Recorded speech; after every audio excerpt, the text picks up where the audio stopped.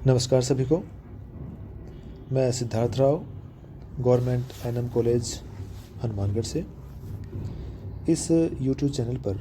आपका हार्दिक स्वागत है। राजनीति विज्ञान में आज का जो हमारा विषय है वो है व्यवहारवाद, यानी राजनीति विज्ञान में व्यवहारवाद, जिसे सामान्यतः हम कह सकते हैं कि परंपरावाद के बाद या परंपरागत दृष्टिकोण के बाद जब आधुनिक दृष्टिकोण या आधुनिकता की शुरुआत जब विषय में हुई, तो उस आधुनिकता का जो प्रथम चरण था, उस प्रथम चरण को व्यवहारवाद या व्यवहारवादी उपागम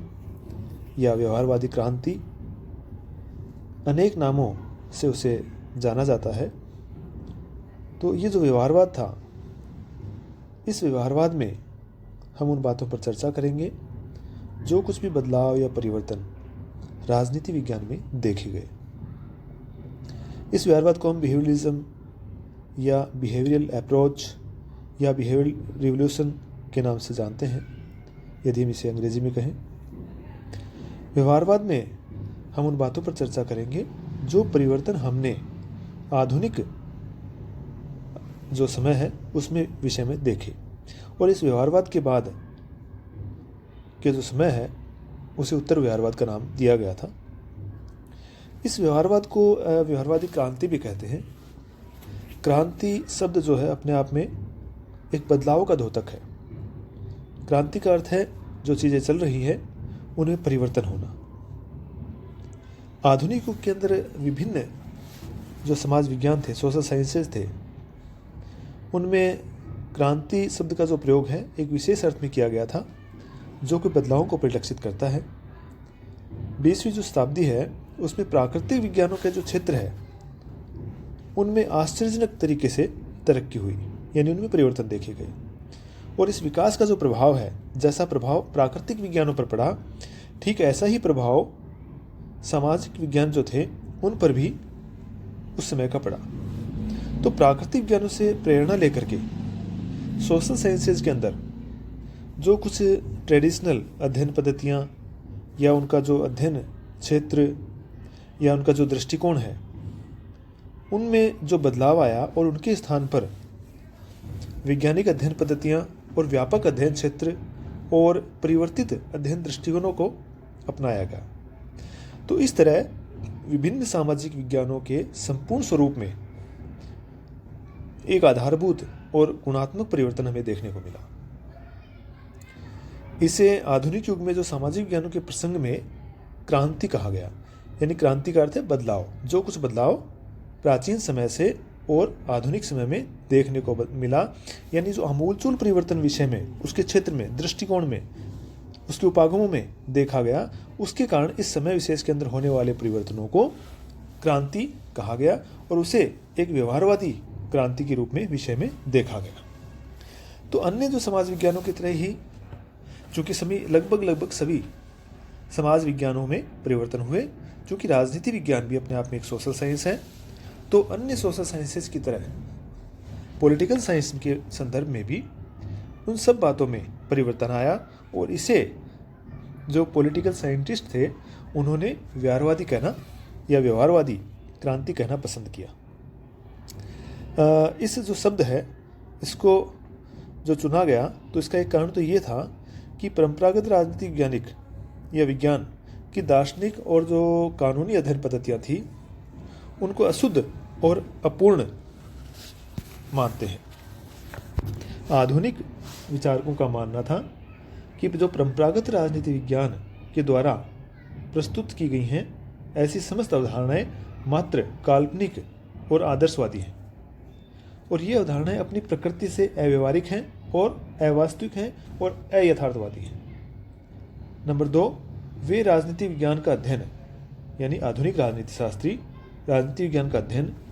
व्यवहारिक तौर पर और वास्तविक आधारों पर करना चाहते हैं, और इस उद्देश्य के कारण इसकी पूर्ति के लिए आधुनिक राजनीतिक शास्त्री राजनीति विज्ञान के अध्ययन में प्राकृतिक जो विज्ञान है उनके अध्ययन पद्धतियों को अपनाना चाहते हैं या उनकी तरीके से वो अध्ययन करना चाहते हैं। अब दूसरी महत्वपूर्ण बात यह है कि व्यवहारवाद का जो उदय है या उसका प्रारंभ है या उसका विकास किस तरह से हमारे विषय में हो पाया। व्यवहारवाद जो है अपने आप में एक ऐसी धारणा है जिसका जन्म सेकेंड वर्ल्ड वॉर के बाद की परिस्थितियों में देखा गया। इसके जन्म के और जो इसके डेवलपमेंट के जो प्रमुख सहायक तत्व रहे हैं उनमें एक तो ये था कि सेकेंड वर्ल्ड वॉर से पहले का जो अनुभववाद जो था उसने इसको प्रेरित किया, और दूसरा ये है कि उस दौरान यानी दूसरे विश्व युद्ध के दौरान राजनीति शास्त्री जो थे उनका यथार्थवादी अनुभव।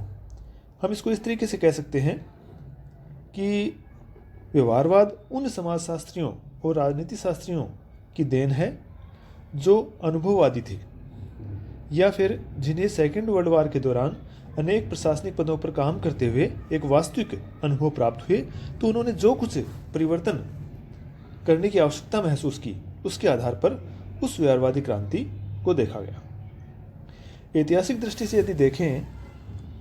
तो व्यवहारवाद का जो प्रारंभ है वो 20वीं शताब्दी के प्रथम दशक में दिखता है विशेषकर, और जैसे कि 1908 में प्रकाशित अनुभववादी जो विद्वान थे ग्राहम वालास, उनकी एक बुक है ह्यूमन नेचर इन पॉलिटिक्स। ये कुछ ऐसी राजनीति वैज्ञानिकों की पुस्तकें थी जिनमें व्यवहारवाद को या व्यवहारवाद की झलक देखी गई या विषय में परिवर्तन की झलक देखी गई। जैसे आपको बताया कि ग्राहम वालास की ह्यूमन नेचर इन पॉलिटिक्स, इसी प्रकार AF यानी ऑर्थर F बेंटले की बुक थी द प्रोसेस ऑफ गवर्नमेंट, इनका विशेष महत्व रहा है। इन दोनों ही विद्वानों ने राजनीतिक विज्ञान की संस्थाओं के अध्ययन और विश्लेषण के आधार पर राजनीति के जो निष्कर्ष है वह निकालने का विरोध किया। वालास का तो मानना था कि राजनीति विज्ञान का अध्ययन संस्थाओं के प्रसंग में नहीं अपितु मानव का जो मनोविज्ञान है यानी जो व्यवहार है उसको ध्यान में रखते हुए किया जाना चाहिए। इसीलिए शायद इसे व्यवहारवाद यानी व्यक्ति के व्यवहार पर या उससे संबंधित निष्कर्षों के आधार पर हमें अध्ययन करना। आर्थर F बेंटले का मानना था कि राजनीति का जो अध्ययन है उसमें सामाजिक समूह की शासन के प्रति प्रतिक्रियाओं को स्थान दिया जाना चाहिए, यानी व्यक्ति उसका व्यवहार या समाज के प्रति उसकी क्या प्रतिक्रिया है उसको महत्व दिया जाना चाहिए। व्यवहारवाद के जो डेवलपमेंट है उसमें एक अन्य विचारक चार्ल्स ई मेरियम की जो बुक थी न्यू एस्पेक्ट्स ऑफ पॉलिटिक्स, इसका भी बड़ा महत्वपूर्ण स्थान है जो कि 1925 में आई थी। मेरियम जो था उसने राजनीतिक घटनाओं का और जो फैक्ट्स के विश्लेषण के लिए मनोवैज्ञानिक और समाजशास्त्रीय दृष्टिकोण और तकनीकों का जो है इस्तेमाल किया था। उसने अमेरिका के शिकागो जो यूनिवर्सिटी था उसमें अपने विचारों का प्रसार का केंद्र बनाया और उस व्यवहारवादी दृष्टिकोण का विकास किया, और जो अनेक उसके सहयोगी थे और अनुयायी थे उनकी संख्या धीरे धीरे बढ़ती चली गई, और सबसे राजनीतिक दृष्टिकोण को शिकागो संप्रदाय कहा जाने लगा और इसे ही बाद में व्यवहारवाद भी कहा गया था। इनके अतिरिक्त भी अनेक विद्वान थे जिन्होंने व्यवहारवादी क्रांति को या इस व्यवहारवादी पक्ष को या नवीन विचारों को आगे बढ़ाने में अपना महत्वपूर्ण स्थान दिया था, और व्यवहारवाद के विकास और उसकी व्याख्या की दृष्टि से इनके अतिरिक्त भी कुछ विचारक थे, जैसे कि हम कहेंगे हर्बर्ट साइमन, उनकी एक पुस्तक थी एडमिनिस्ट्रेटिव बिहेवियर। जैसे लॉसवेल और कैपलान की बुक थी पावर एंड सोसाइटी, यानी उन्होंने राजनीति शास्त्र में केवल संस्थाओं से आगे जाकर के शक्ति और समाज इस विषय पर भी अपने विचार दिए, यानी उन्होंने शक्ति के महत्व को बताया। इसी तरह कैटलिन की एक बुक थी a study of the principles of politics. एक अन्य राजनीतिक वैज्ञानिक डेविड ईस्टन जिन्होंने लिखी द पॉलिटिकल सिस्टम, ये कुछ ऐसी किताबें थी जिनके विचारों ने राजनीति विज्ञान के आधुनिक दृष्टिकोण को या यूँ कहें कि व्यवहारवाद को बड़े महत्वपूर्ण तरीके से आगे बढ़ाया और उस व्यवहारवाद को स्थापित किया। व्यवहारवाद आधुनिक राजनीति विज्ञान को मूलतः हम कहें अगर विशेष रूप से तो जो अमेरिकी राजनीतिक वैज्ञानिक थे उनकी देन माना जा सकता है, क्योंकि सबसे पहले शिकागो यूनिवर्सिटी के विद्वानों ने या इस बात की जो शुरुआत हुई, इस बात को जो बढ़ावा मिला, वह अमेरिका में सबसे ज़्यादा व्यवहारवाद को आगे आने का अवसर मिला या उसको विकास हम कह सकते हैं। अमेरिका में शिकागो जो संप्रदाय है उसके अलावा भी कुछ ऐसी अनेक संस्थाएं मौजूद थी जिन्होंने व्यवहारवाद को आगे बढ़ाने में अपनी मदद की, जैसे अमेरिकन पॉलिटिकल एसोसिएशन, इसी तरह social science research council, Ford संस्थान, रॉकफेलर संस्थान, कार्नेगी इंस्टीट्यूट, इस तरह की अनेक संस्थाएं थी जिन्होंने उस समय व्यवहारवाद को या इन आधुनिक विचारों को आगे बढ़ाने में अपना पूर्ण सहयोग दिया। और कुछ उस समय के जो विचारक जो महत्वपूर्ण रूप से व्यवहारवाद से जुड़े हुए थे, उनके अंदर जो उसके प्रमुख जो समर्थक विद्वान थे, उनमें से हम कुछ नाम कह सकते हैं, जैसे कि जिन लोगों ने ये किताबें लिखी, ये बुक्स लिखी, वही प्रमुख विचारक थे जिन्होंने इसको आगे बढ़ाया, जैसे Robert A Dahl, David Easton, Herbert Simon, Lucian Pye, Lasswell, Almond Coleman,